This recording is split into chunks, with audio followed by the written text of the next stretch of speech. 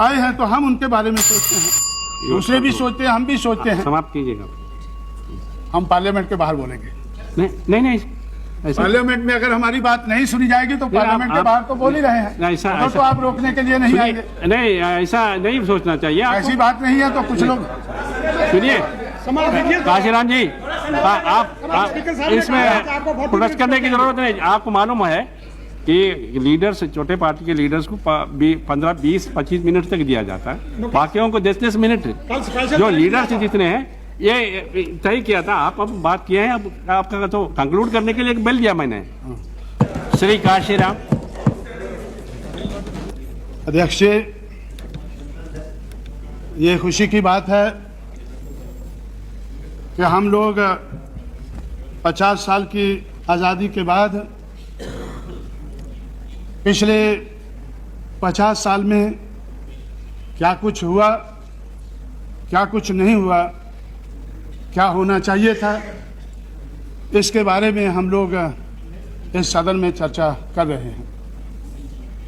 2-3 महीने पहले मुझे नहीं लगता था कि इस सदन में इस किस्म की चर्चा होगी और इस देश में पिछले 50 साल में जिन लोगों के साथ जुल्म हुआ है, ज्यादती हुई है, अन्याय हुआ है, उनकी बात इस सदन में उठेगी। इसलिए मैंने 15 अगस्त से अपनी पार्टी की तरफ से प्रोग्राम बनाया था कि अगर इस सदन में चर्चा नहीं होती है या इस देश के हुक्मरान इस किस्म की चर्चा नहीं करना चाहते हैं तो पिछले 50 साल में जिनका नुकसान हुआ है उनको इसके बारे में सोच विचार करना चाहिए। इसलिए हम लोगों ने 15 अगस्त से कन्याकुमारी से कोहिमा, कारगिल, पुरी, पोरबंदर, देश के 5 कोने हैं, 5 कोनों से हम लोगों ने अवेयरनेस ड्राइव शुरू किया है। लेकिन खुशी की बात है कि अब इस संसद में भी, इस सदन में भी इसके बारे में चर्चा हो रही है और मुझे भी कुछ कहने का मौका मिल रहा है। मैं समझता हूं कि ये स्पेशल सेशन है, इसलिए इसमें जिस मकसद के लिए स्पेशल सेशन बनाया गया है उसके बारे में अगर ज़्यादा चर्चा हो तो ज़्यादा अच्छा है। जो ऑर्डिनरी सेशन हैं, जो हमेशा लोकसभा के सेशन होते हैं, अगर उस किस्म का डिस्कशन हम इन 4 दिनों में करेंगे तो मैं समझता हूं कि हम जो पिछले 50 साल में देश के लिए कोई खास एजेंडा नहीं बना पाए, आने वाले समय में भी शायद नहीं बना पाएंगे। मेरा अनुमान है कि पिछले 50 साल में बहुत शुभ कामनाओं हमने देखी हैं। हमारे देश का संविधान बना, कॉन्स्टिट्यूशन बना, तो कॉन्स्टिट्यूशन का प्रीएम्बल शुभ कामनाओं से भरा पड़ा है। प्रीएम्बल से, कॉन्स्टिट्यूशन के प्रीएम्बल से शुभ कामनाएं शुरू हो जाती हैं। उसके बाद 45 साल, 50 साल में से कांग्रेस पार्टी ने रूल किया तो उनकी तरफ से भी शुभ कामनाओं की कोई कमी नहीं रही है। उनके जो रेजोल्यूशन हैं वो भी हमें बहुत अच्छे लगते हैं। उन्होंने जो प्लान बनाए हैं वो भी ठीक लगते हैं, प्रोग्राम बनाए हैं वो भी ठीक लगते हैं, लेकिन जो इम्प्लीमेंटेशन हुआ है वो सही नहीं हुआ है। उसके कारण कांग्रेस भी आज मुश्किल में नज़र आती है। कांग्रेस के अलावा हम लोगों ने दूसरी पार्टियां भी देखी हैं। इस देश के दबे कुचले लोगों ने हर किस्म की पार्टी आजमाई है, अगर देश में नहीं तो प्रदेशों में तो ज़रूर आजमाई है। उस आजमाइश के आधार पर हम लोग ये कह सकते हैं कि हर पार्टी की तरफ से शुभ कामनाएं तो बहुत हुई हैं, रेजोल्यूशन भी अच्छे पास हुए हैं और हर पार्टी की तरफ से बातें भी अच्छी हुई हैं, लेकिन काम जो होना चाहिए था वो नहीं हुआ है। इसका क्या कारण है? इसका कारण अगर हम ढूंढें तो मैं समझता हूं कि अगर पिछले 50 साल में हमने इसका कारण ढूंढा होता तो शायद हमें कोई हल मिल गया होता, लेकिन हल ढूंढे बगैर ही हम आगे बढ़ते गए हैं। और मेरा ऐसा ख्याल है कि पिछले 50 साल में हमारे देश में अंग्रेज़ों के राज में जो कल्चरल रिवोल्ट देश के कोने कोने में उभर रहा था, इस देश की समाज व्यवस्था, अर्थव्यवस्था के बारे में जो रिवोल्ट देश के कोने कोने में हमें नज़र आ रहा था, तो उस रिवोल्ट के बारे में हमने नहीं सोचा, उसके ऊपर हमने गौर नहीं किया। उसके ऊपर गौर करने की बजाय उसको दबाने की कोशिश की गई। पिछले 50 साल में उस कल्चरल रिवोल्ट को दबाने की कोशिश की गई और आज हम उसका नतीजा भुगत रहे हैं। आज हमारे सामने उसका नतीजा है। महाराष्ट्र में 1848 से कल्चरल रिवोल्ट शुरू हुआ, 1956 तक 108 साल लगातार ये कल्चरल रिवोल्ट चलता रहा। 1848 से 1891 तक महात्मा ज्योतिराव फुले की देखरेख में, 1892 से 1922 तक छत्रपति शाहू महाराज की देखरेख में, 1922 से 1956 तक बाबा साहब अम्बेडकर की देखरेख में ये रिवोल्ट, ये विद्रोह, ये रिवोल्ट की भावना हमें महाराष्ट्र में नज़र आई। और मैं समझता हूँ कि अगर हमने उसका नोट लिया होता तो हम नोट लेकर कोई हल ढूंढ सकते थे। जिन लोगों के लिए महाराष्ट्र में आवाज़ उठती थी, उन लोगों की आवाज़ बंद करने से पिछले 50 साल में हमारा बहुत नुकसान हुआ है। इसी तरह से हम दक्षिण भारत में देखते हैं कि पेरियार रामास्वामी नायकर ने जो 1924 में कांग्रेस के तमिलनाडु के अध्यक्ष थे, जब उन्होंने वैकम सत्याग्रह में हिस्सा लेने का फैसला किया तो गांधी जी ने उनसे कहा, उनको सलाह दी कि ये कांग्रेस का एजेंडा नहीं है। छुआछूत के खिलाफ, अनटचेबिलिटी के खिलाफ या सामाजिक दिशा में इस किस्म का रिवोल्ट करना ये कांग्रेस का एजेंडा नहीं है, इसलिए आपको नहीं करना चाहिए। तो उन्होंने इसके ऊपर गौर किया। कांग्रेस छोड़कर उन्होंने सेल्फ रिस्पेक्ट मूवमेंट शुरू की। 1925 में सेल्फ रिस्पेक्ट मूवमेंट शुरू की और वो सेल्फ रिस्पेक्ट मूवमेंट के कारण कांग्रेस आज तमिलनाडु में भी आज पीछे जा रही है। और इसी तरह से हम बंगाल में देखते हैं कि पिछले 17-18 साल से कम्युनिस्टों का राज है, उससे पहले 20 साल से राज है और उससे पहले कांग्रेस का उधर राज रहा है। लेकिन बंगाल में भी जो 19वीं सेंचुरी में चंडालों का रिवोल्ट था, उसका नोट अंग्रेज़ों ने लिया, लेकिन हमारी सरकार ने नहीं लिया है। पिछले 50 साल से उसका नोट हमारी सरकार ने नहीं लिया है। जो चंडाल, वो उनके साथ जो अन्याय होता था, उनके साथ जो मुश्किलें थी उनके बारे में वो अंग्रेज़ों के सामने रखते थे। अंग्रेज़ उनका कुछ ना कुछ हल ढूंढते थे। और जो 1891 तक सेंसस में चंडाल का नाम हमें नज़र आता है, उन्होंने अंग्रेज़ों से रिक्वेस्ट किया कि चंडाल का नाम हमसे हटाया जाए, हमें नमः शूद्रा करके लिखा जाए। अंग्रेज़ों ने उनकी बात मानी और 1901 से चंडाल की बजाय नमः शूद्रा उनका नाम आज हम जानते हैं। और उसके बाद 1946 तक उन नमः शूद्रा लोगों की जो विद्रोह था, उनका जो रिवोल्ट था और इस देश की जो समाज व्यवस्था, अर्थव्यवस्था के खिलाफ जो विद्रोह था, तो 1946 तक हमें नज़र आता है। 1947 के बाद हमें नज़र नहीं आता है। इसी तरह से देश के कोने कोने में इस किस्म का रिवोल्ट 1947 तक हुआ, लेकिन 1947 के बाद वो रिवोल्ट हमें नज़र नहीं आया। वो बात कहने वाले लोग को डिस्करेज किया गया। बाबा साहब अम्बेडकर को चुनकर नहीं आना चाहिए, कॉन्स्टिट्यूएंट असेंबली में नहीं पहुंचना चाहिए, उसके लिए भी प्रबंध किया गया। तो बाबा साहब अम्बेडकर को बम्बे से जाकर और कलकत्ता क्रॉस करके जयसुर और खुलना से उनको चुनकर कॉन्स्टिट्यूएंट असेंबली में आना पड़ा। जयसुर और खुलना से जब चंडालों ने उनको चुनकर भेजा कॉन्स्टिट्यूएंट असेंबली में, तो भाई उसका जो प्लीज नमः शूद्रा अभी आज हम कहते हैं उनको, कोई बात नहीं, अगर चंडाल नहीं कहते हैं तो जो चंडालिका है, जो टैगोर ने चंडालिका लिखी है, उसको भी कंडेम करो।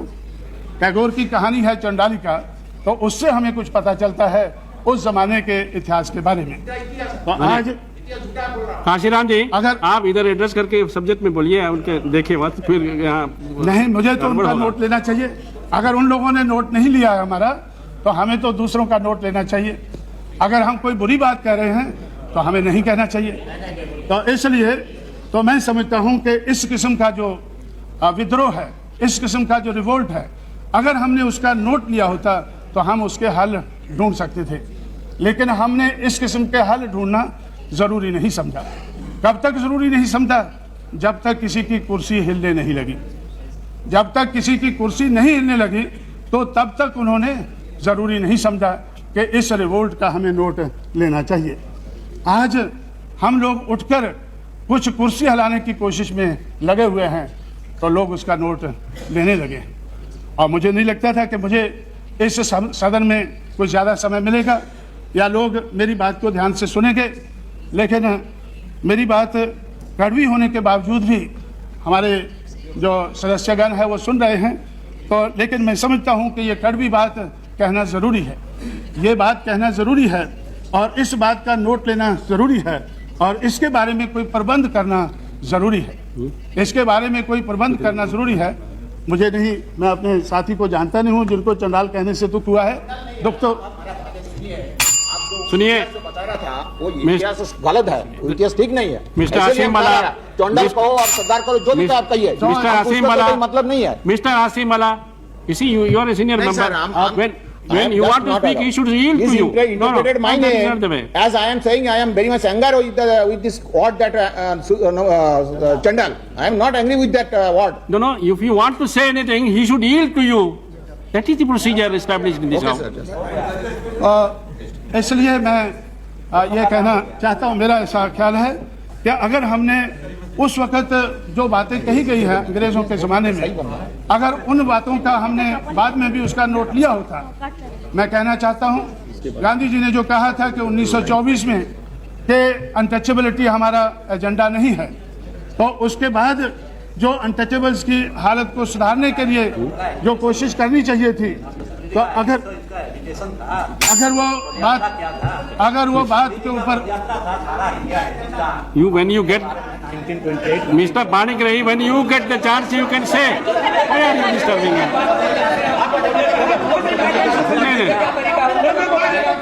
No, that is not. जवाब दे दीजिएगा। No, please don't. May I request all of you? You see, you should have tolerance. आज No, you are not. Gandhi ji का अपना एजुकेशन था। नहीं, you see, क्या बात है? you can't. बोलो ना, जितना time You can't interrupt Mr. Panigrahi. I am prepared to read, I am prepared to hear. What is there? But ये जो बात है, discussion है, conduct होता है। Please,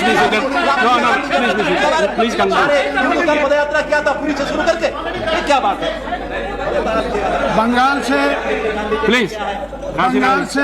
Now you conclude, Mr. 8 सीटें रिजर्व हैं शेड्यूल कास्ट के लिए। बंगाल से 8 सीटें रिजर्व हैं शेड्यूल कास्ट के लिए।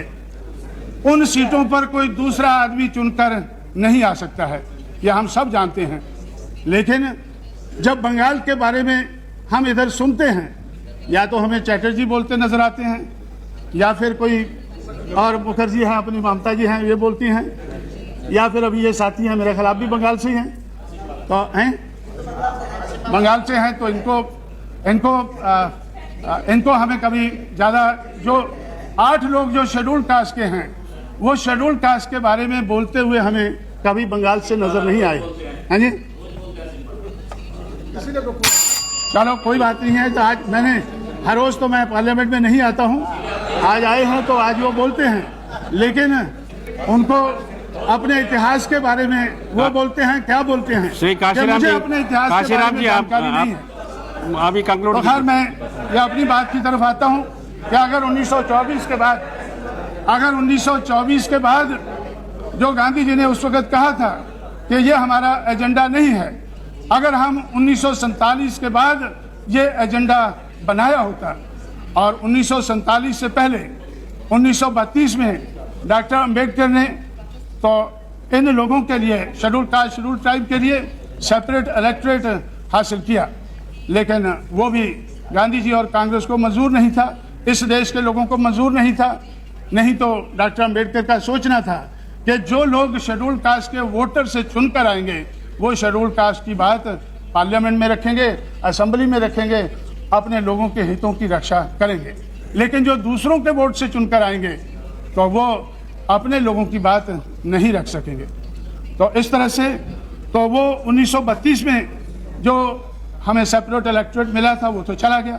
1942 में उन्होंने फिर अंग्रेज़ों से बात की। अंग्रेज़ जो 1942 तक देश का हुक्मरान था, उनसे उन्होंने कहा कि अगर आप हमें सेपरेट इलेक्टोरेट नहीं दिला सकते हैं, हमारे सही रिप्रेजेंटेटिव असेंबली पार्लियामेंट में नहीं भिजवा सकते हैं, तो हमें दूसरे लोग तो सेपरेट मुल्क मांगते हैं, लेकिन हमारे सेपरेट सेटलमेंट हो जाने चाहिए, क्योंकि सोशल के साथ साथ इकोनॉमिक इशू इससे जुड़ा हुआ है।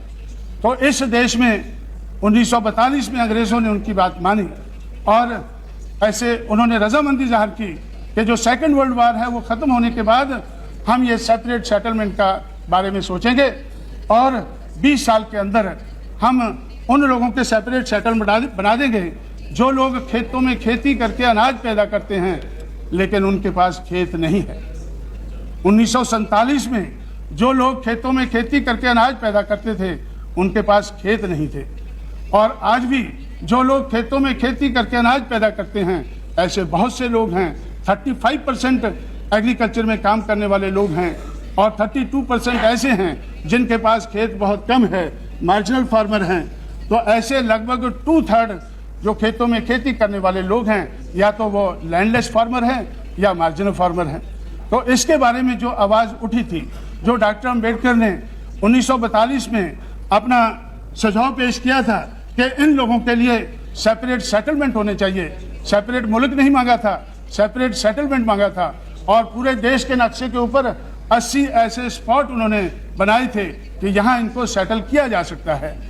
इस देश में खेतों की कमी नहीं है, जो लोग खेतों में खेती करके अनाज पैदा करते हैं नहीं है, लेकिन देश में बहुत ज़्यादा खेत पड़े हैं और आज भी जितने खेतों में खेती होती है, लेकिन खेती लायक इतनी ज़मीन हमारे देश में आज भी और पड़ी है, लेकिन वो ज़मीन उन लोगों को, वो खेत उनको नहीं दिए जाते हैं जो खेतों में खेती करके अनाज पैदा करते हैं। इसलिए वो लोग देहात छोड़कर शहरों की तरफ बढ़े।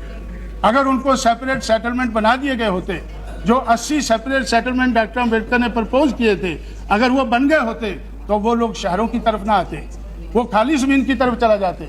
जहाँ पर उनको सेटल किया जाता वहाँ वो खेतों में खेती करके अनाज पैदा करते।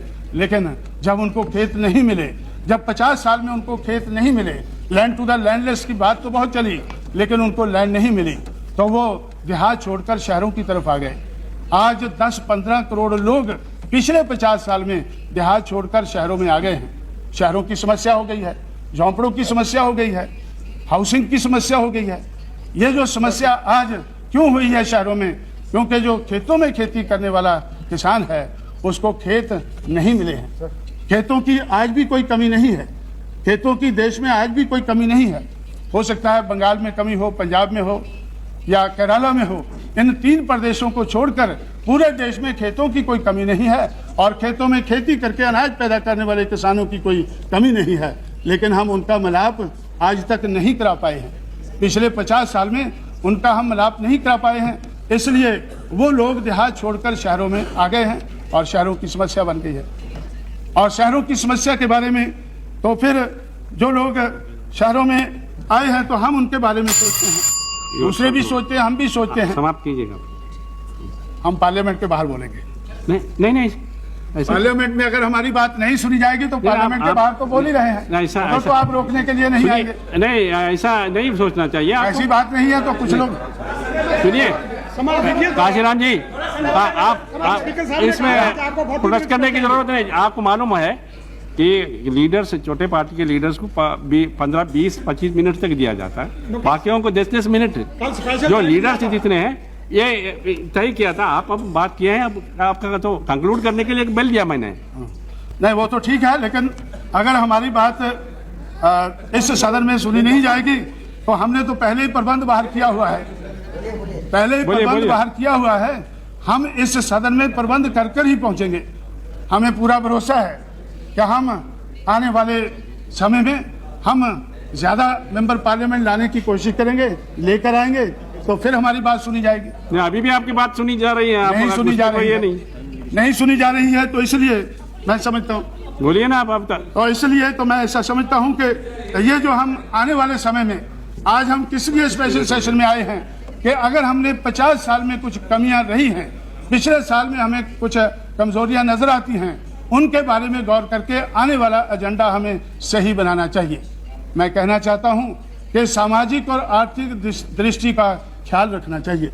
सामाजिक दिशा में और आर्थिक दिशा में जो इस देश में जो अंग्रेजों के राज में जो रिवोल्ट हुआ है, वो revolt I am here to regulate the time. Please don't interrupt. ठीक है, तो मैं नहीं, please continue. You just leader of the party. तो इसलिए मैं तो आता ही बहुत कम हूँ इधर, और आता हूँ तो बोलता कम हूँ, लेकिन अगर आज बोलने का मौका दे दे तो अच्छा है, अगर नहीं दे दे तो बाहर तो मुझे कोई रोकने वाला नहीं है। अभी तक तो रोकने वाले नहीं है, लेकिन हो सकता है बाहर भी रुकावट हो। अभी आप तो इसलिए तो मैं क्या कर, नहीं, मैं तो अटल जी को भी देख के कह रहा हूँ। अटल जी तो अभी अभी आए हैं। मैं बोलता हूँ कुछ लोगों को, मैं बोलता हूँ कुछ करता हूँ। मेरा जो करना है, बोलना है, तो बहुत से लोग सोचते हैं कि अगर ये भी बंद हो जाए तो अच्छा है। तो इसलिए हाँ, तो मैं अच्छा मैं बोल रहा हूँ, मैं उसी के बारे में बोल रहा हूँ, क्योंकि आज से 6-7 महीने पहले उत्तर प्रदेश के बारे में चर्चा करने के लिए हमारी अटल जी से बातचीत हो रही थी। तो अटल जी ने मुझसे कहा कि भाई आप अभी थोड़ी देर में राष्ट्रपति का चुनाव होने वाला है, अगर आप राष्ट्रपति, हम सोचते हैं कि आपको राष्ट्रपति बनाया जाए, ऐसी कोई पार्टी नहीं जो आपका विरोध करेगी। तो इसलिए तो मैंने सोचा, मैंने अटल जी से कहा कि भाई मैं कुछ बात अपनी बोलता हूँ, कुछ काम करता हूँ, अगर मैं बड़े घर में जाकर उधर बैठ जाऊंगा तो ये काम कौन करेगा, इसलिए मुझे मैदान में डटा रहना चाहिए। और अगर तो इस तरह से तो मैं समझता हूँ कि मेरी बात कुछ लोगों को अच्छी नहीं लगती है, कोई बात नहीं है, तो अगर अच्छी नहीं लगती है तो हम बाहर बोलते हैं। और मैं अभी क्या बोल रहा था कि ये जो इस किस्म का जो रिवोल्ट पहले से चल रहा था, तो उस रिवोल्ट के बारे में आज भी बहुत लेट नहीं हुआ, आज भी हमें उसके बारे में सोच लेना चाहिए, समझना चाहिए, और सोच कर समझ कर ही आगे का प्लान बनाना चाहिए। उस बात को सोच समझ कर अगर प्लान बनाते हैं तो कोई लाभ होता है, अगर बगैर सोचे समझे बनाते हैं तो कोई लाभ नहीं होता है। 1990 में सेंट्रल गवर्नमेंट ने, जब डॉक्टर अम्बेडकर की सेंटेनरी सेलिब्रेशन मना रहे थे, तो 1990 में सेंट्रल गवर्नमेंट ने अम्बेडकर ग्राम विकास योजना बनाई, हमने नहीं बनाई। तो सेंट्रल गवर्नमेंट ने अम्बेडकर ग्राम विकास योजना बनाई, लेकिन क्या आज उत्तर प्रदेश में जो बीएसपी की सरकार है, उसके अलावा किसी प्रदेश में क्या वो योजना चल रही है? मेरे नोटिस में नहीं है।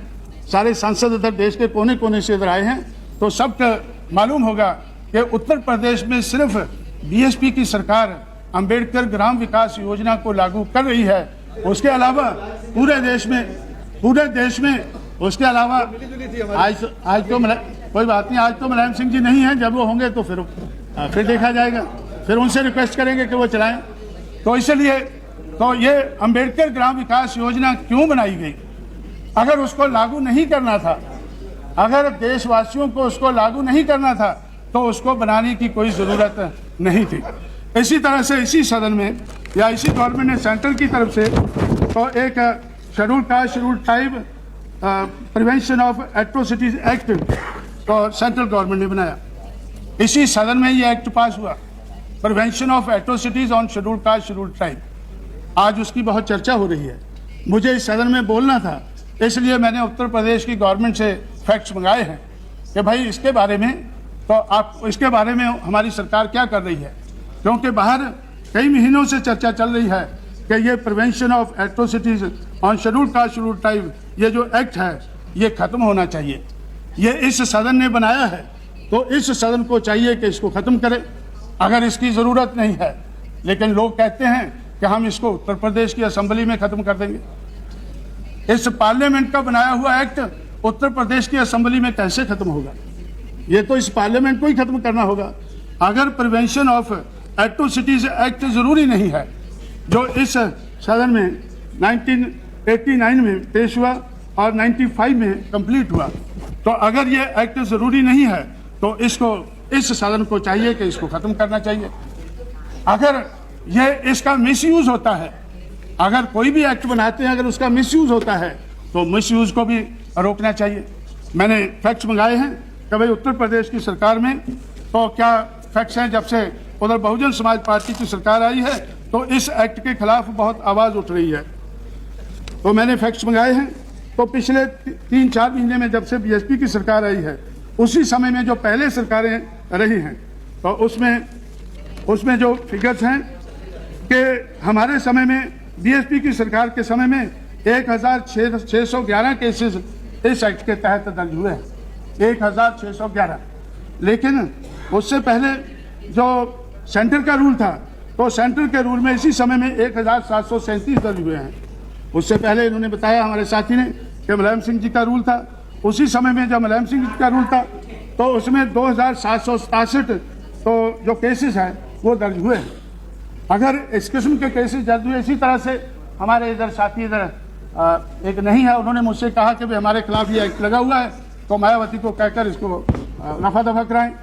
अटल जी को भी उन्होंने बोला, कनौजिया जी हैं मेंबर पार्लियामेंट, मैंने उनसे कहा कि भाई मायावती ने यह एक्ट लगा दिया है, किसने लगाया है? वो कहने लगे कि वो तो मुलायम सिंह जी के ज़माने में लगा था, लेकिन आपको चाहिए कि उसको रफा दफा कर दें।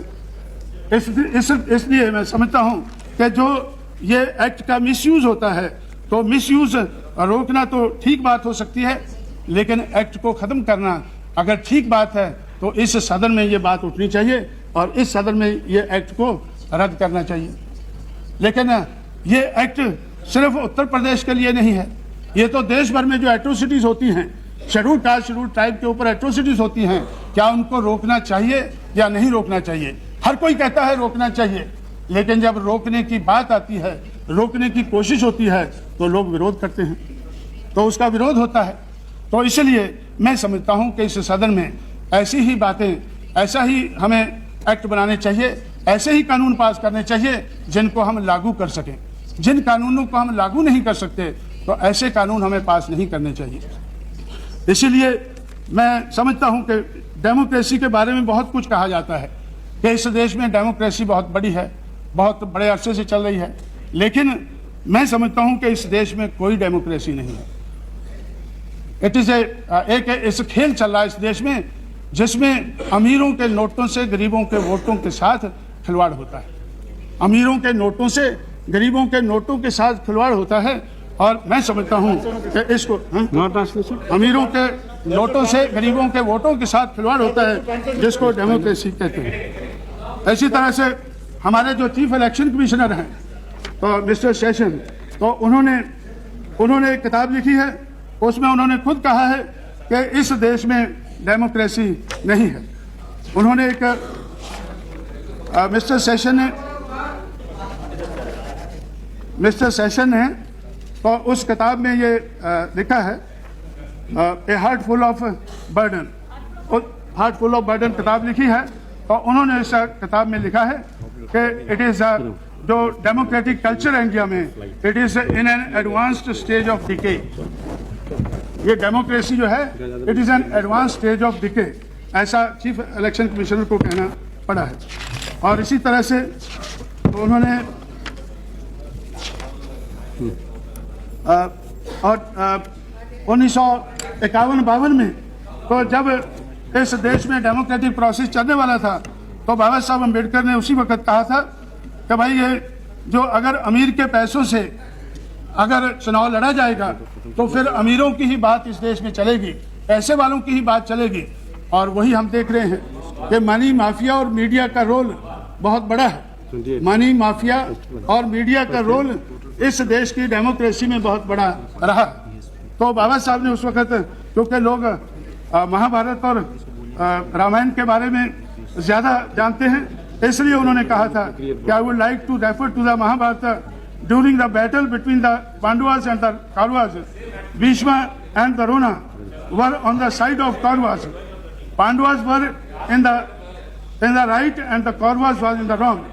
Bhishma admitted this when someone asked Bhishma as to why he was supporting the Kauravas if he found the Pandavas to be in the wrong and the right. Bhishma replied in that memorable sentence, I must be loyal to the salt. Bhishma ने कहा, I must be loyal to the salt. If I eat the food of Kauravas, I must take their side even if they were they might be in the wrong. तो उस वक्त से 1951-52 से इस बात के बारे में हमें मालूम है कि अमीर के नोटों से गरीब के वोटों के साथ खेल खेला जाता है और हम इसको लोगों को, दुनिया वालों को बताते हैं कि इस देश में डेमोक्रेसी है। इसलिए तो रिफॉर्म की, इलेक्टोरल रिफॉर्म की बात बहुत चली है। मैंने नोट किया है कि इलेक्टोरल रिफॉर्म के बारे में, अब तो एक मिनट खत्म कर दें, अभी तो आखिरी में बात कह के बैठ जाऊंगा। तो ये भी इस बात का एहसास है। तो इलेक्टोरल रिफॉर्म के बारे में 36 मिनट तो आपने लिया। हम लोगों ने 1972 से ये काम शुरू किया है। 1990 तक तो बहुत कमेटियां उठाई गई हैं। 1972 में रॉ कमेटी बिठाई गई, उसके बाद 1974 में तारकुंडे कमेटी बिठाई गई, उसके बाद में कैबिनेट कमेटियां बहुत सी बैठी 1982 में, और उसके बाद आज तक 14 चीफ इलेक्शन कमिश्नर हमारे देश में हुए हैं। हर इलेक्शन कमिश्नर ने इलेक्टोरल रिफॉर्म के बारे में अपनी रिपोर्ट दी है कि ये होना चाहिए, लेकिन आज तक जो रिफॉर्म की बात हमने कही है वो आज तक हम कर नहीं पाए हैं, क्योंकि हम करना नहीं चाहते हैं। हम ये करना नहीं चाहते हैं। पिछले 50 साल में इलेक्टोरल रिफॉर्म की बात तो बहुत कही गई है, लेकिन हम करना नहीं चाहते हैं, इसलिए हम कर नहीं पाए हैं। तो इसलिए मैं समझता हूँ कि अगर सही मायने में पॉलिटिकल डेमोक्रेसी को रिस्टोर करना है तो हमें ये रिफॉर्म करने होंगे, और political democracy without social and economic democracy ये भी इस देश में आज तक कामयाब नहीं हुई है, आने वाले समय में कामयाब नहीं होगी। इसलिए अगर हम पॉलिटिकल डेमोक्रेसी को कामयाब बनाना चाहते हैं तो हमें सामाजिक और आर्थिक दिशा में जो परिवर्तन चाहिए वो परिवर्तन करने चाहिए। और मैं समझता हूँ अगर 50 साल हमने ये नहीं सोचा है तो 50 साल के बाद ये पूरा साल जब हम सोच रहे हैं, सोचने लगे हैं, तो पूरा साल हमें ये सोचना चाहिए कि क्या कमियां रह गई हैं, उन कमियों को दूर करने का हमें एजेंडा बनाना चाहिए। आने वाले समय का एजेंडा हमारा इस किस्म का होना चाहिए। ऐसी बात कहते हुए मैं आपका शुक्रगुजार हूं कि आपने मुझे ज़्यादा समय दिया। हमारी ममता बनर्जी।